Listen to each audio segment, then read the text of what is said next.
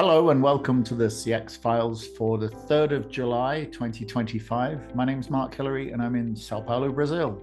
And I'm Peter Ryan, Mark in Montreal right now, but soon to be heading to the airport to wing my way to Tbilisi, Georgia, where I, along with our mutual friend and my business partner, Michael Donofsky, will be hosting a group of BPO delegates coming in from around the world alongside Enterprise Georgia to talk a little bit about the Georgian outsourcing value proposition. Great. Well, you're off to Europe just now, but I believe that we're heading down to Africa for this episode.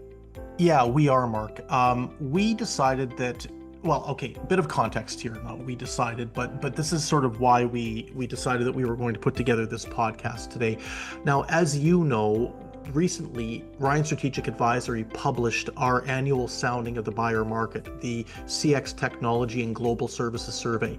Now, this is a survey where we questioned over 800 enterprise CX leaders in 12 different countries across 19 different sectors, 19 different vertical markets. Now, probably the most looked at or the most popular question that comes out in the survey is favorability for different offshore and nearshore destinations. Now, our survey respondents are requested to give their ranking on a scale of 1 to 8, 1 being least favorable, 8 being most favorable, to about 50 different destinations. Now, the reason we decided to do this podcast is because since we released the survey and we released some information about the favorability rankings, the top 5 is always a very important element. Now, this year, in terms of the top 5, number 1 was India, number 2 was the Philippines, and there was a tie for 3 between South Africa and Poland. Now, I think the key thing here to remember is that South Africa a few years ago in 2022 was in first place. It had been in first place for about 2 years, at one point tied with India, but still had the first place ranking, and it slipped to third. So I've been getting a lot of questions about what's going on with South Africa. Why has it been moving moderately down the rankings? And we thought it would be a good idea to get some thought leaders on the line. So we got Leanne Rollins from Tama Solutions, Steve Weston from Apex CX, both of whom have had tremendous experience in South Africa over their careers. Steve and Leanne have both brought business to South Africa. They've implemented programs in South Africa. They really understand the lay of the land. And I thought from the standpoint of getting a local voice, it would be important to have a South African BPO operator. So Mark Essie, who is a longtime friend of the podcast, joined us as well. Now, Mark has been the CEO of Capability BPO for quite some time, and he jumped at the chance to hop into the discussion. So what you're going to hear and what the listeners are going to hear today is, I think, a very objective and very insightful discussion about what's going well in South Africa, as well as maybe some of the reasons why there might have been a little bit of slippage in regards to their favorability rankings over the course of the past 3 or 4 years. Yeah, and we're recording this intro immediately after you recorded the discussion. So I had actually, at the time of recording this intro, I haven't heard the discussion myself. So I would just be interested, maybe briefly, if you could just give an indication about the decline to third place. And is it not just because India and the Philippines are just considerably larger markets? It's not that necessarily. I think what's happened is South Africa has actually maintained a decent level of favorability. And when you look at the numbers on those favorability rankings overall and on a demand market basis, South Africa's actually not declined that much, but other countries have actually improved. Now, I think this is probably the prime reason why South Africa has gone from first place to third place. They're doing so many things right in South Africa. And this is, I think, a very important fact that Leanne, Steve, and Mark all brought out. There's a lot of good news stories coming out of the country. What I think is became also abundantly clear, though, over the course of the discussion, and all 3 of our participants to the pod indicated this, there have been significant efforts in a lot of other countries. India, the Philippines, Jamaica came up as well, where these locations and their outsourcing sectors have been reinventing themselves and reinventing the value proposition. And what was interesting in the discussion that we had with the three over the course of our podcast is they feel that there's significant need for South Africa to do the same. In a lot of ways, there's a sense amongst our podcast guests that South Africa is still trotting out the same playbook as it did 5 years, 10 years ago, 15 years ago, Mark, when you and I first went down there to check out what was going on. And with that in mind, there seems to be a sense that if that reinvention can take place, if that ability to take into account what the outsourcing buyers in the key demand markets are looking for in 2025 and beyond and adapt the value proposition, there's no reason why it can't occupy that first place again very soon. Okay, well, let's hear the discussion and see if they can get back to first place next year.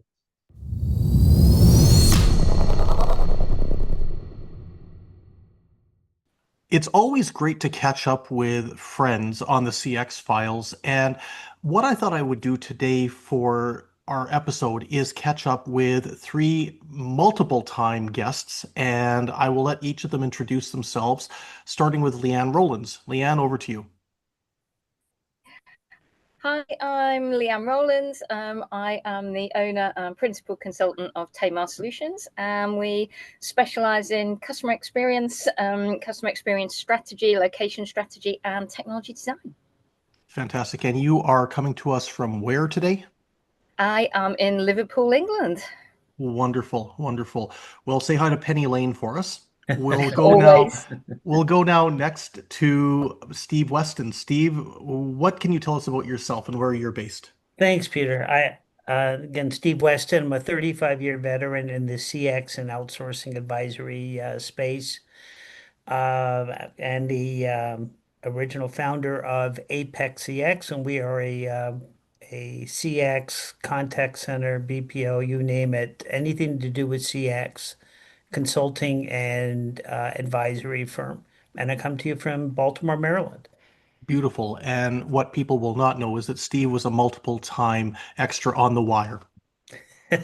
Only joking. Only joking.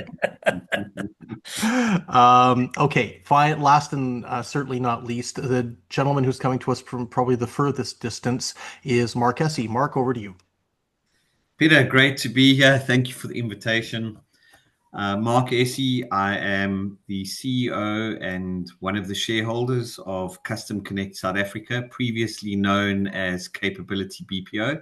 We did a name change probably 3 or 4 months ago. We're now part of the Customer Connect group based out of the Netherlands.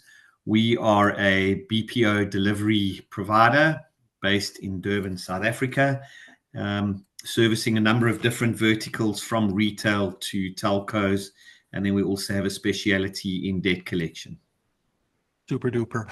And thank you, Mark, for that. Now, listen, the reason I've assembled this esteemed group of friends and colleagues today is to talk about what I think will be somewhat of a contentious issue. Now, as many listeners, and certainly as the three people on the line will know, in May, we released the 2025 CX Technology and Global Services Survey report. Now, this survey sounds the views of over 800 enterprise CX decision makers in 12 different national markets across 19 different sectors. To our knowledge, it is the largest survey of its kind in the world. Now, probably one of the more interesting aspects that comes out each year in the survey is the offshore location favorability rankings. Now, this is where we ask the respondents on a scale of 1 to 8, their level of favorability for roughly 50 different offshore or nearshore locations, 8 being most favorable, 1 being least favorable. Now, the reason I assembled our crew today for this chat is because the question I've been asked most about over the course of the past 6 or 7 weeks since the survey went live is the aspect of South Africa, the fact that South Africa has gone in the past few years from the most favored offshore destination. And the last time it was most favored was in 2022 when it tied with India for that #1 top spot, all the way through to 2025. Now it is sitting in third place. So there's been a net drop from 1 to 3 for South Africa in favorability rankings. And those who've read the survey will know that India came out first this year. The Philippines came in second. So, Mark, being an operator based in South Africa, somebody with a tremendous legacy in CX delivery. Let's kick it off with you. And I'll start maybe at a 40,000-foot point of view. From the standpoint of South Africa as a BPO delivery destination in 2025, where does your country fit in to the global offshore mix when it comes to customer management, service delivery into the core demand markets?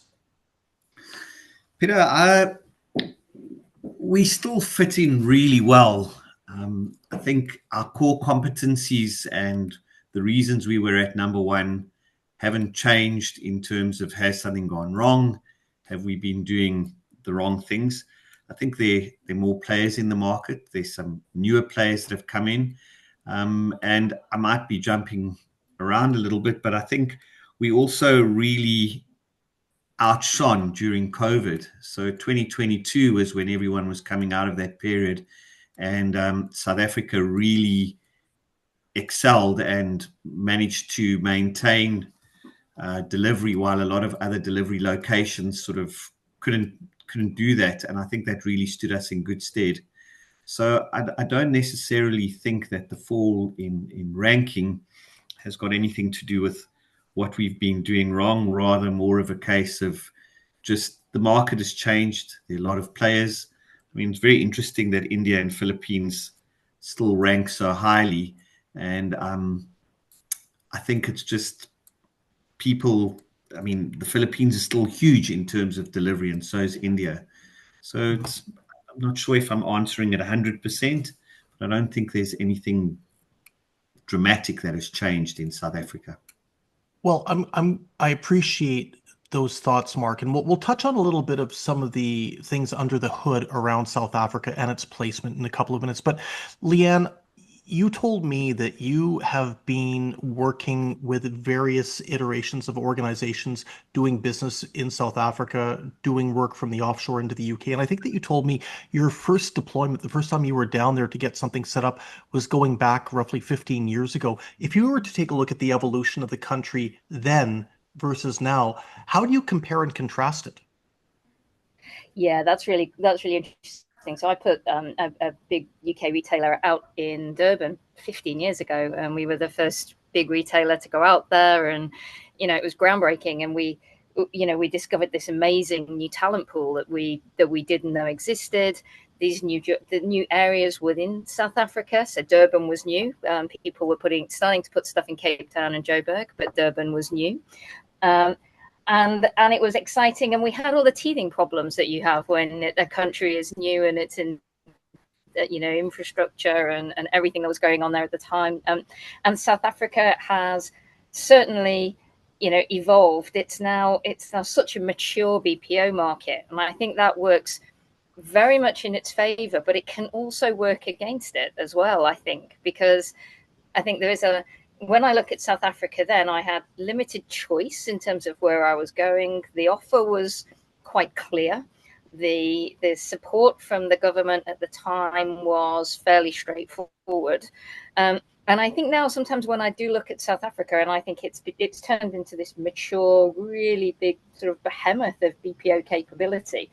But it sometimes eat its own lunch potentially when I look at it now. So there are so many players in that market. There are so many people, so many BPOs down there. Everyone seems to be working very independently rather than as a group, as a South African group. And I think sometimes it can be quite confusing when you look at what the South Africa offer is now. It is still an incredibly great value proposition. It has now more than ever this mature experience market that will work really, really well in terms of where technology is going. And as we expect more from our agents and more empathy for our agents, the experience that South Africa has got will serve those markets and those changes, those paradigm shifts really well. I just think that there is a little bit of confusion about what it wants to be, where you should go, who you should use, and agent attrition. And, there are certain things that I think Mark touched on it at the very start, which is there are some perceptions around South Africa now that weren't there that probably need to be addressed in order for it to move forward at the pace that it can do. Well, if we dig into the numbers a little bit, Steve, one of the things that jumped out at me is the fact that one of the sweet spots for South Africa is the United States. In fact, the past few years, it has been number one with a bullet in regards to American survey respondent offshore location favorability. And I mean, this year it wasn't even close. It was way out in front. And this is something we've been picking up on for a while, which I think speaks volumes to the extent South Africa has been promoting itself to the American buyer audience. I mean, it's also done very well this year in Australia, another one of its core markets. But speaking a little bit from that time that you and I were down in South Africa towards the end of 2019, and what you actually no, I think you and I the first time we went down was in 2017, 2017. For an analyst visit. Right. And I remember you came out of that and you had light bulbs going on over your head, left, right, and center, thinking about all the different clients you had and the potential to work there. And you did have a lot of success in terms of moving American work into South Africa. As you think about that evolution the past several years, from your first iteration or your first visit there to today, how do you see that evolution of the country moving from a BPO angle? Yeah, it's a good question. Yeah, back in 17, yeah, very excited about the marketplace, but also it was a marketplace trying to figure out who they wanted to be when they grew up. And over this time, they have matured well, great delivery system for customer care, for overall sales and collections, which is kind of the core of a lot of where BPOs in South Africa got their start.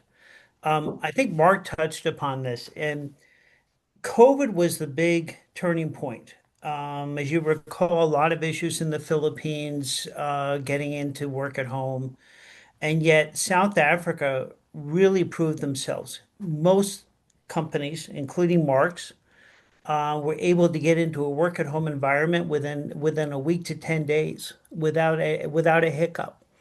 And it I think was an eye opener to the rest of the world as to what their capabilities are, how quickly they can move, and how well they can service clients. And has just matured since then. You have a lot of players that have grown tremendously since 17, but you've had a lot of newer players coming into the marketplace too. U.S. businesses specifically, again, a couple things. They're interested in that customer care delivery. They're interested in quality and partnership. And most BPOs in South Africa have really moved along that path over the last 5, 6 years, and that realizing the value they deliver and being able to deliver data back to their clients here in the US, that's valuable, that tells them what they need to know in terms of servicing that customer, some of the issues with those customers.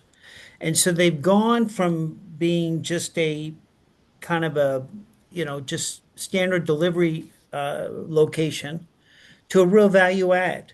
And they have not wavered from that, which is why not only U.S. companies are sticking with it, but there are more and more pieces of business going into to South Africa. And lastly, going back to COVID, we couldn't, after that first visit, we were having trouble getting people interested in, well, they would be interested in South Africa, but actually being able to go down or wanting to go down and actually take a look. Mhm. When COVID hit and so much came back from offshore from the Philippines into the US and quickly went to nearshore, that's when we got the attention of a lot of US businesses who said, we need to take a closer look. And once they looked, they didn't look back. I think that speaks volumes. And Mark, as I know, a lot of the work you've done has been focused on going after business in the offshore, whether it's the United States, Canada, the UK, ANZ. How does what Leanne and Steve just mentioned resonate with yourself? It resonates really well. So I've been on the road a fair amount, or I'm not sure if on the road's the right expression when you're getting on a plane, but just going out and speaking to potential clients and other players in the market. And the difference between going out today and say 5 years ago is night and day, literally, in terms of, we were relatively unknown quantity back then. Now everyone knows South Africa, and that can be a double-edged sword, because what sometimes tends to happen is the negative can be amplified as well as the positive, and people hang on to onto those kind of things. But what Steve and Jan mentioned about empathy, agents being able to really understand who they're talking to, those things. I mean, we've really come a long, long way between 2017 and where we are today. So I'd really agree with a lot of with all of what Leanne and Steve were saying. Okay. One of the things that did come up for me, and just sort of going back to the initial question in terms of South Africa, or the initial observation about South Africa sliding in the rankings. And I think one area where we haven't done ourselves a big favor is data security and compliance has become massive.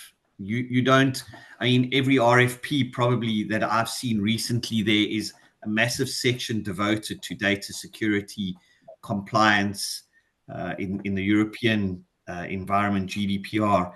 And I think we need to be talking a lot more about that when we're out there selling South Africa, that we are offering data security solutions that are world class and rank right up there. And often when there's a bit of uncertainty, people will revert back to what they know. And I think, not wanting to take anything away from the Philippines and India, they've been around for a very long time. They're often viewed as a sure thing. If there's some uncertainty or there's some questions around some of those niggles, people are going to go back to what they know. And I think that's an area where we as a country need to be communicating loud and clear that, I mean, Peter, you've been here, Leanne's been here, Steve's been here. Our data technology offering ranks right up there with the top in the world. It's funny you mentioned that, Mark, because as you were chatting, I just went over to a slide where we were asking what the buyers of offshore services are looking for in regards to a nearshore or offshore destination. And funnily enough, the number one priority, adherence to global data protection treaties, modern secure network connectivity quality. Those were the two top ones. So you're definitely onto something. If we dive into the numbers a little bit, gang, as I was saying to you before I hit the record button, I did a little bit of statistical analysis. And what I found was if you compared the last time South Africa was number one in 2022 to 2025, where it hit number three, the difference between levels of favorability over the course of the last 3 years have really not changed that much. But what has changed is the extent to which other countries have seen their favorability increase. So South Africa stayed relatively flat, relatively stable, but other locations like India has gained favorability. The Philippines has really gained favorability the last couple of years. Another one, and Steve, maybe this is a good point to start with yourself, is Jamaica. We're seeing Jamaica pop up in terms of that level of favorability that buyers are looking for. So Steve, what is driving perhaps some of these different offshore, nearshore destinations to increase their level of favorability and for South Africa to be staying put? Yeah, I think, well, Jamaica is a mature marketplace, but has remade itself several times in a positive way. And listen, US-based companies still heavily favor nearshore to just offshore. And they generally resonate with Jamaica because their delivery is high quality.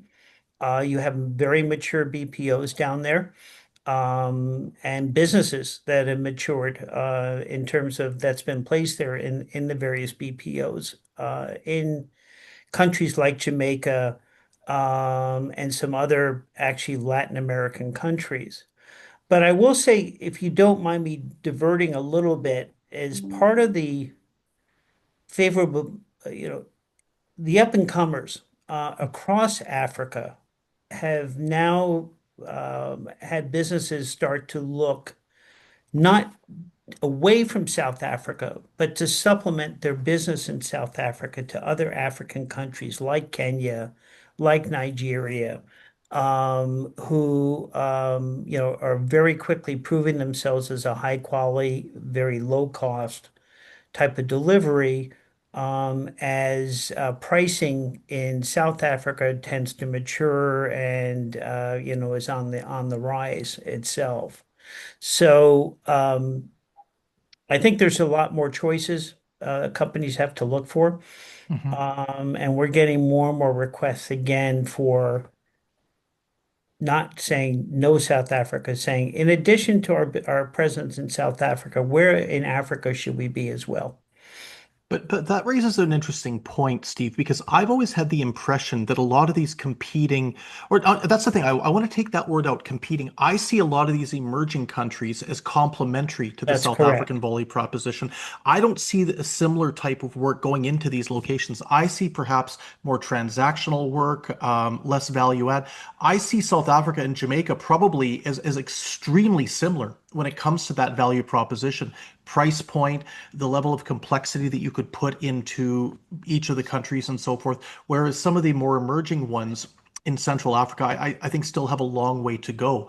But, it's interesting. You used a term there, remade. Jamaica has remade themselves a number of different times from a value proposition standpoint. And Leanne, one of the things that we do hear a concern about South Africa is that they continue to maybe talk about the value proposition that was relevant 10, 12 years ago and have not remade the value proposition that's reflective of what the buyers or what the BPOs need in 2025. So maybe just start us off on that.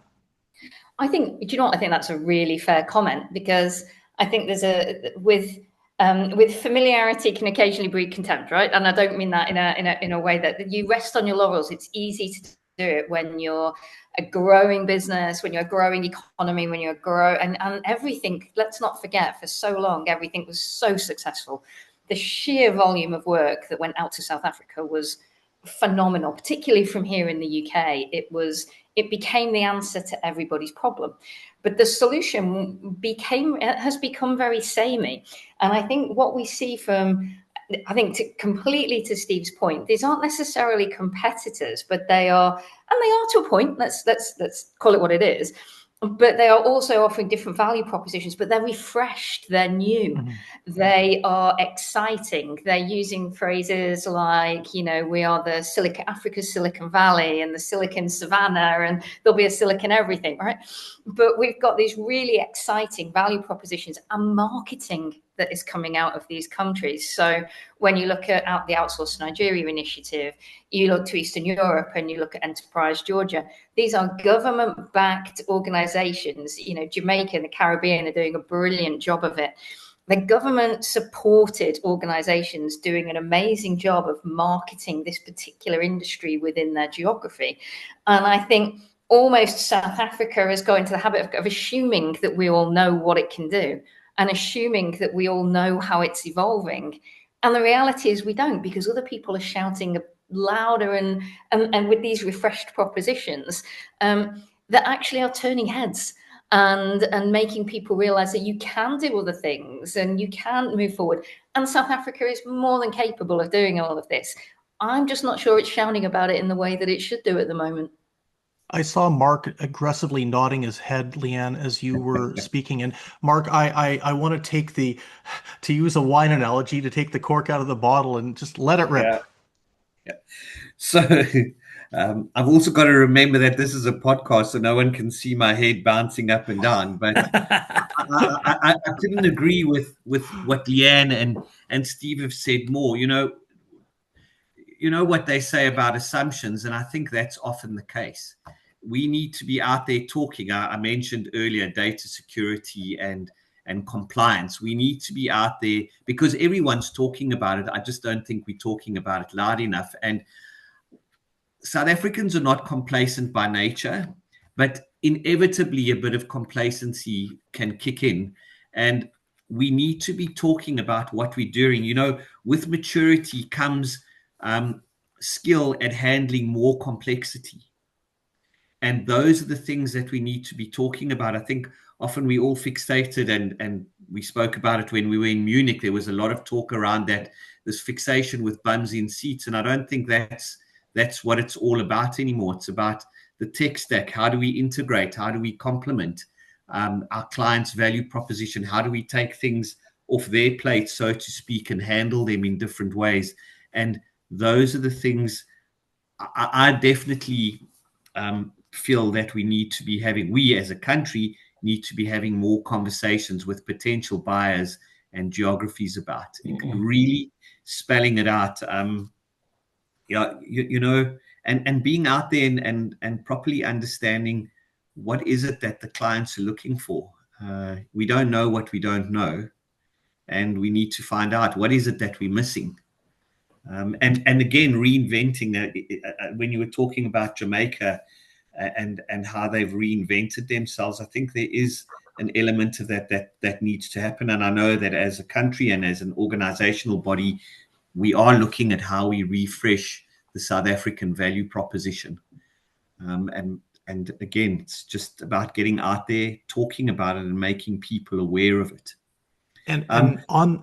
Sorry, Mark, go ahead, please. I'm taking a lot of airtime here, so I'll try not to. I mean, some of the perceptions that still linger when I have conversations are the discussions around the power problems and that. And while we still have a few issues, I can tell you we're running at almost a year with very little or no load shedding, which was a massive issue. And why aren't we? Maybe there are conversations, but as a country, why aren't we talking about that? Because everyone was talking about the power issues previously. Those have pretty much been dealt with. We need to be out there dispelling those perceptions that are no longer applicable. I think you're right. And as far as I'm concerned, I've never seen South Africa at a macro level probably better to compete than it ever has been. The coalition government's done a huge amount to stabilize things, to reduce that level of uncertainty. The power elements to a very large degree have been corrected. But this is a message that needs to get out there. And I think that as we talk a little bit about some of these different countries reinventing themselves, reinvention is a good thing. Everybody's going to reinvent themselves or reinvent their business or reinvent their organization. And excuse me, I think that this is probably overdue from a South African outsourcing angle. If you take a look at the conference that Jamaica held just a couple of months ago, which was phenomenal, they effectively not just reinvented themselves, but they also communicated that reinvention to the entire outsourcing world. One of the best events I've been to anywhere. The Philippines is in the midst of doing the exact same thing. And Steve, when it comes down to this reinvention discussion, where does this start? What's the role of the government versus the industry body versus the individual providers on the ground, like Mark, or even some of the international players that are there? Who can begin this critical mass to get South Africa from number 3 back up to number 1? Right. Good question. It has to come from all three of them, all three bodies. Yes, government is it's important, to continue to promote the industry. But the old story from a buyer standpoint, is put up or shut up. We want to hear it from the horse's mouth as to what is going on. And so I think, and Mark may have touched upon this. This is not necessarily a South African problem, but a general problem. When you rise to the top, you tend to get complacent, and complacent about continuing to promote yourself and not just what's gone on in the past, but where are we reinventing ourselves for the future? Whether it's call types, technology, AI. These are all things that have to be in front of buyers around the globe. And it's the responsibility of really all three parties, but especially the BPO industry itself within South Africa to promote themselves outside the country, but promote what's going on in the future, not necessarily what happened in the past. Yeah, the resting on the laurels will not work, and there's got to be that level of willingness to. Would you agree, Leanne, to be willing to disrupt and to say we're ready to do things differently at the provider level? Yeah, completely. Absolutely, completely. It's really easy. I must open my inbox every day to find, people saying that they own a BPO. Not necessarily, like to Steve's point, it's not a South Africa problem. There are people all over the place saying, I own a BPO, let me tell you about my BPO. And I think that being able to actually demonstrate that you're forward thinking, what's going on in the market? Where is customer experience going? So again, Mark's point, we talked about it in Munich. It's not about bums on seats. The industry isn't about bums on seats anymore. Our industry is about customer experience, citizen experience. It's about using technology in the right way. It's about human-centered design. This is the language that all of the BPOs who want to be successful, this is the language they need to be using. And we haven't got the time now to go into things like the KPI debate and is it AHT and all of those kind of things. But the conversation and the language used from a BPO level in any BPO. So again, not just a South African problem, but this is a really good place to start. Is actually the language that's being spoken and that forward view of where can a BPO in South Africa take my business if I'm a buyer. Where can it hold my hand? Where can it drive my business forward rather than be a commodity player, which has historically been where BPO offshoring has sat because it's been a labor arbitrage scenario. We're looking for high quality service at a lower price. That was where it all started. It is much more complicated than that now. And I think all the BPOs need to talk that language in order to be able to earn that seat at the table. And Mark, that's an interesting point Leanne brings up, all the BPOs talking that language, because if there's one thing I've seen South Africa do exceptionally well over the course of the past 20 years is speak with one voice. And, I remember the first time I went to South Africa, I found an industry in the early 2000s that was highly fragmented upon regional lines. The cutthroat competition was terrible. There was very little thought about how best to win business in different offshore demand markets. But over the years, I would say that the country sector has been really good about speaking as brand South Africa #1, about speaking with a very similar hymn sheet or singing from a very similar hymn sheet in terms of what the capabilities are. And to my mind, it wouldn't be that hard to steer the ship in a reinvention direction and get everybody to jump on board. Would you agree with that? I'd absolutely agree with that. I find the cooperation between the players in the sector in South Africa really, I wouldn't say it's unique, but it's definitely something that you don't see that often. I think there is a lot of talk around reinvention and that, and it's about coordinating. And as I said earlier, South Africans are really good at coming together generally, despite what happened years and years ago. And I think as an industry, we can absolutely, I think that's definitely within the realm of what we can do. Peter, Steve, and Leanne, you've all witnessed how we can be fierce competitors. I'm talking as a South African cohort, but then sit around a table and talk about the issues that we're all facing. I do it regularly. I'll pick up the phone or go and see some of my biggest competitors for a cup of coffee and say, you know what, I'm dealing with this issue. I'm sure you're experiencing it. How have you resolved it? So absolutely, Peter, I think it's something we can do and are doing.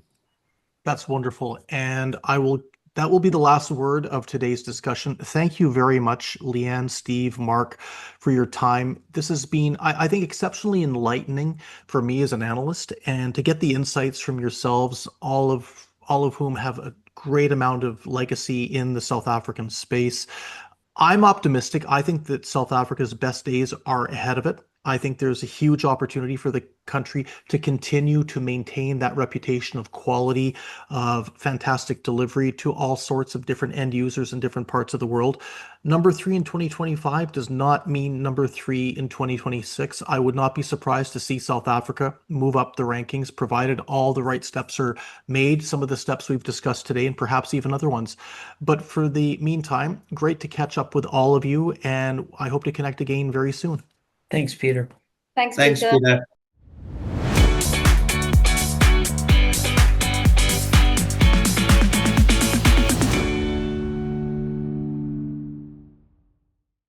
Thanks for listening to the CX Files podcast. We really appreciate your feedback and suggestions. You can reach myself, Mark Hillary, or Peter Ryan via LinkedIn. Please also leave a rating or review on your favourite podcast provider, as that helps more people to find us. As always, we'd like to thank Chris Haig at Traction Media for the CX Files graphics. See you next week.